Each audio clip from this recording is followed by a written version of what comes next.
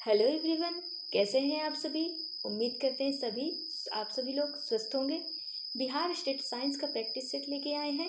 चलिए शुरू करते हैं आज का पहला प्रश्न। आज का पहला प्रश्न है, यदि एक छोटे आकार के शंकु का पानी से भरकर ऊर्ध्वाधर वृत्त में जिसकी त्रिज्या 4 मीटर हो इस प्रकार घुमाया जाए कि पानी नीचे ना गिरे तो उसका अधिकतम परिक्रमण काल होगा। तो उसका राइट आंसर हो जाएगा ए 4 सेकेंड। नेक्स्ट क्वेश्चन देखते हैं। सेकेंड क्वेश्चन यानी दूसरा, ml की पावर 3, t की पावर 3, a की पावर -2 किस राशि की विमाएं हैं। तो इसका जो राइट आंसर हो जाएगा वो बी हो जाएगा, यानी विशिष्ट प्रतिरोध। इसका जो राइट आंसर है विशिष्ट प्रतिरोध है। नेक्स्ट क्वेश्चन देखते हैं तीसरा, यदि पृथ्वी तथा सूर्य के बीच की दूरी r है तो पृथ्वी का सूर्य के चारों ओर कोणीय संवेग अनुक्रमानुपाती होगा। तो इसका राइट आंसर हो जाएगा तीसरे का बी, यानी आर की पावर 3/2। नेक्स्ट क्वेश्चन देखते हैं चौथा, सेलों के संयोग से अधिकतम धारा प्राप्त करने के लिए सेलों को जोड़ा जाना चाहिए। इसका जो राइट आंसर हो जाएगा फोर्थ का आंतरिक और बाह्य प्रतिरोध के मान पर निर्भर करेगा। इसका जो राइट आंसर है सी हो जाएगा।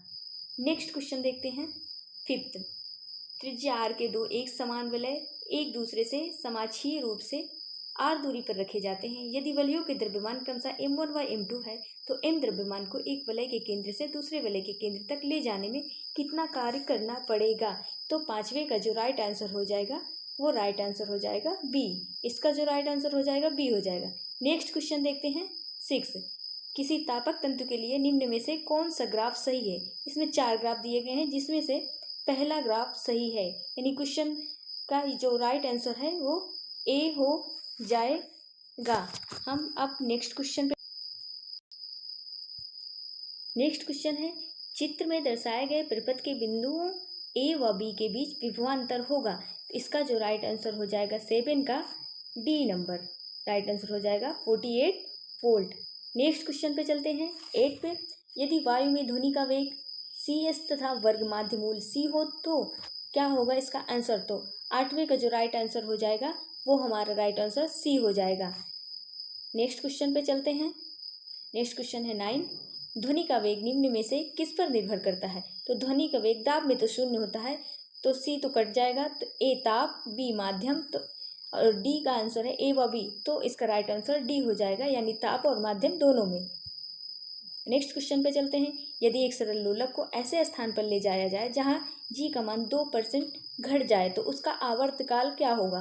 पहला ऑप्शन है 5% बढ़ जाएगा, सेकंड ऑप्शन है 1% बढ़ जाएगा, थर्ड ऑप्शन है 2% बढ़ जाएगा एंड फिर फोर्थ ऑप्शन है 5% घट जाएगा। तो इसका जो क्वेश्चन नंबर 10 का जो राइट आंसर हो जाएगा वो राइट आंसर हो जाएगा बी, यानी 1% बढ़ जाएगा। नेक्स्ट क्वेश्चन पे चलते हैं, यानी 11 पे, 10 मिनट में एक वस्तु का ताप 60 डिग्री सेल्सियस से 50 डिग्री सेल्सियस हो जाता है। यदि कमरे का तापमान 25 डिग्री सेल्सियस हो तो अगले 10 मिनट में वस्तु का ताप क्या हो जाएगा।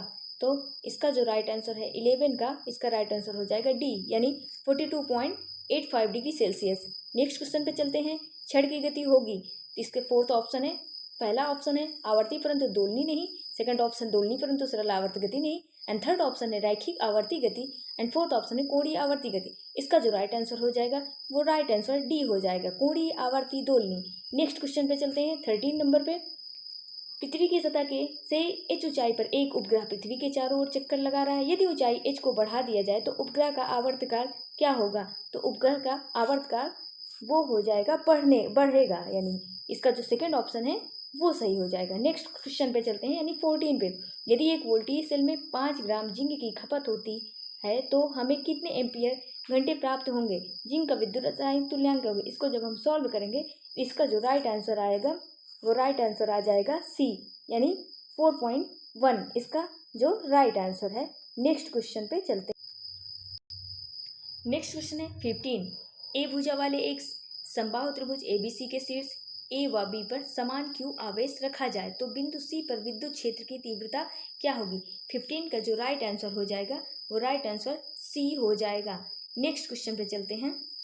नेक्स्ट क्वेश्चन है 16, अनंत वस्तुएं जिनमें प्रत्येक वस्तु का द्रव्यमान 2 किलोग्राम है, एक सच सतह मूल बिंदु से क्रमशः 1 मीटर, 2 मीटर, 4 मीटर, 8 मीटर ऊंचाई पर स्थित है। इस निकाय का मूल बिंदु पर परिणामी गुरुत्वीय विभव होगा। तो इसका जो 16 का राइट आंसर हो जाएगा वो राइट आंसर डी हो जाएगा, यानी -4g। नेक्स्ट क्वेश्चन पे चलते हैं 17 पे। एक विस्फोट में एक चट्टान क्षैतिज समतल वाले 3 भागों में टूट जाती है। उनमें से 2 भाग एक दूसरे से समकोण पर हैं। पहला भाग जिसका द्रव्यमान 1 किलोग्राम है और 12 मीटर प्रति सेकंड के वेग से गतिमान है, तथा 2 किलोग्राम का दूसरा भाग 8 मीटर प्रति सेकंड के वेग से गतिमान है। यदि तीसरे भाग का चाल 4 मीटर प्रति सेकंड है तो इसका द्रव्यमान क्या होगा? तो 17 नंबर का जो राइट आंसर हमारा हो जाएगा वो बी नंबर सही हो जाएगा, यानी 5 किलोग्राम। इसको जब सॉल्व करेंगे तो बी नंबर यानी 5 किलोग्राम आएगा। नेक्स्ट क्वेश्चन पे चलते हैं। किसी आदर्श गैस की मोलर विशिष्ट उष्मायनीय दाब तथा आयतन पर क्रमशः Cp तथा Cv है। यदि सिग्मा Cp/Cv तथा R सर्वात्रिक नियतांक गैस नियतांक है तब Cv बराबर है। इसका जो 18वें का राइट आंसर हो जाएगा वो बी हो जाएगा राइट आंसर। नेक्स्ट क्वेश्चन पे चलते हैं। Next question 19। एक यम द्रव्यमान वाली वस्तु का पृथ्वी की सतह से इसकी त्रिज्या से 2 गुनी ऊंचाई तक ले जाया जाता है, जबकि पृथ्वी की त्रिज्या r है, तो वस्तु की स्थितिज ऊर्जा में परिवर्तन होगा। तो वस्तु की जो स्थितिज ऊर्जा में परिवर्तन होगा, इसका जो राइट आंसर हो जाएगा वो बी हो जाएगा, यानी 2/3 mgr हो जाएगा इसका राइट आंसर। यानी इसका जो राइट आंसर था वो सेकंड सही था। नेक्स्ट क्वेश्चन पे चलते हैं, यानी 20वें क्वेश्चन पे। 2 किलोग्राम के कण पर 3i + j न्यूटन का बल लगाया जाता है। कण स्थिति 2i + k से स्थिति 4i + 3j - k तक विस्थापित होता है, तब कण द्वारा किया गया कार्य होगा। तो 20वें का जो राइट आंसर हो जाएगा वो पहला सही हो जाएगा, यानी 9 जूल। नेक्स्ट क्वेश्चन पे चलते हैं। क्वेश्चन नंबर 21वें में, यदि खुले आर्गन पाइप के दोनों सिरों पर कंपन उत्पन्न होते हैं तब निम्न में से कौन सा कथन सत्य नहीं है? इसका जो पहला ऑप्शन है खुले सिरे पर प्रस्पंद होंगे, सेकेंड ऑप्शन है मूल आवृत्ति के विषम सन्नादित, एंड थर्ड ऑप्शन है मूल आवृत्ति के सभी सन्नादि उत्पन्न होंगे, एंड फोर्थ ऑप्शन है दोनों सिरों पर दाब में परिवर्तन अधिकतम होगा। तो इसका जो राइट आंसर हो जाएगा वो डी हो जाएगा, दोनों सिरों पर दाब में परिवर्तन अधिकतम होगा। नेक्स्ट क्वेश्चन पे चलते हैं 22। स्वप्रेरक एल की एक कुंडली बल्ब बी तथा एसी स्रोत के साथ श्रेणी क्रम में जोड़ी जाती है। बल्ब की चमक कम हो जाएगी जब निम्नलिखित में से कौन सा सही है? तो इसमें से पहला ऑप्शन है एसी स्रोत की आवृत्ति कम हो जाती है, सेकंड ऑप्शन है कुंडली के फेरों की संख्या कम हो जाती है, थर्ड ऑप्शन है XC=XL, एंड फोर्थ ऑप्शन है कुंडली में एक आयन छड़ लगा दी जाती है।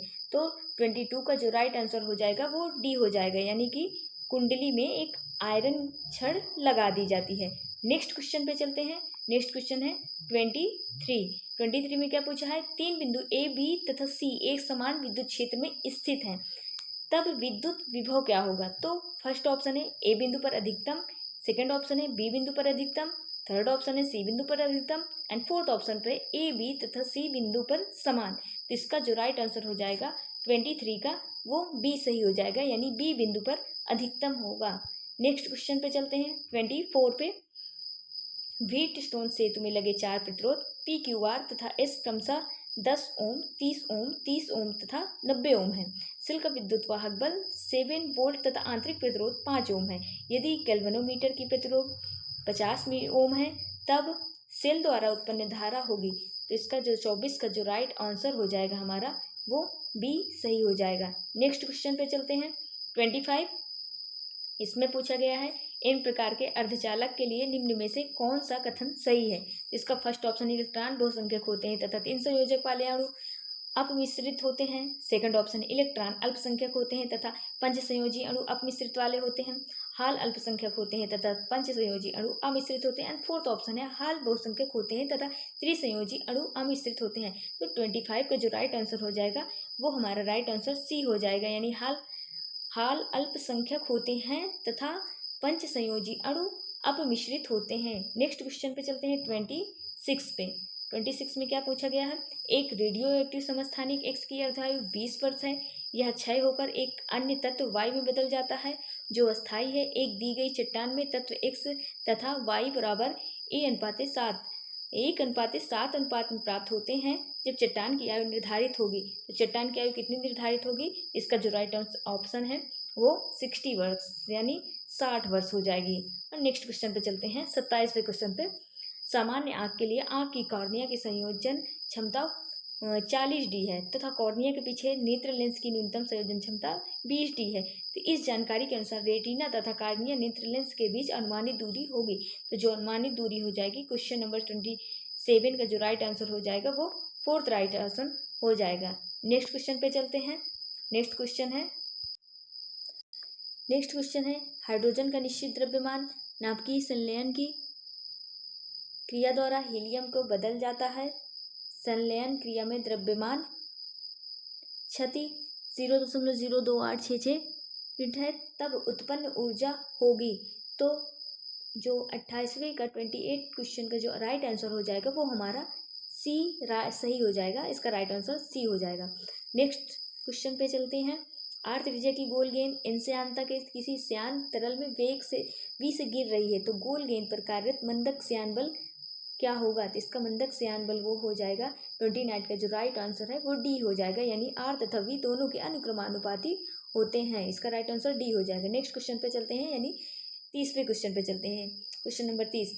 रेडियो एक्टिव क्षण में उत्सर्जित ऋण आवेशित बीटा कण होते हैं, तो इसका जो राइट आंसर हो जाएगा हमारा 30 का जो राइट आंसर है वो बी हो जाएगा, यानी नाभिक के भीतर न्यूट्रॉनों के क्षय से उत्पन्न इलेक्ट्रॉन। नेक्स्ट क्वेश्चन पे चलते हैं 31 पे। बल और विस्थापन के बीच किस कोण से अधिकतम कार्य होगा? इसका ऑप्शन है पहला 0 अंश, सेकेंड ऑप्शन है 30 अंश एंड थर्ड ऑप्शन है 60 अंश एंड फोर्थ ऑप्शन है 90 अंश।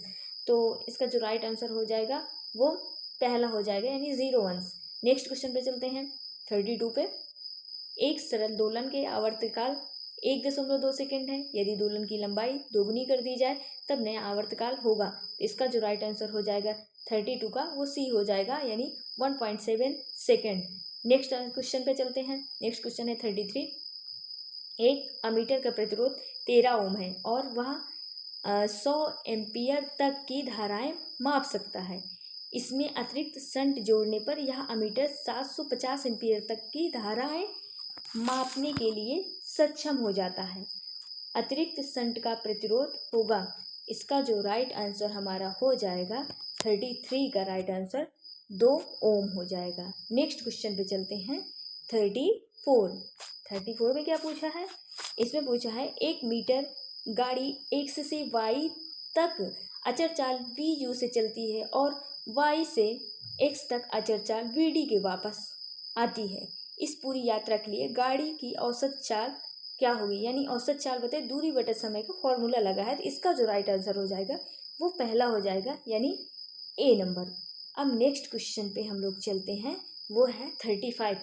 100 वाट और 110 वाट के 10 वोल्ट के बल्ब को 220 वोल्ट की सप्लाई से प्रदीप्त करने के लिए एक ट्रांसफार्मर का प्रयोग किया जाता है। यदि सप्लाई का धारा मान 0.5 एम्पियर हो तो ट्रांसफार्मर की दक्षता लगभग कितनी होगी? इसका जो राइट आंसर हो जाएगा वो सी हो जाएगा, यानी 90% इसकी जो दक्षता होगी ये इसका राइट आंसर हो जाएगा। इस पार्ट के नेक्स्ट पार्ट को देखने के लिए चैनल को लाइक एवं सब्सक्राइब करें। Thank you.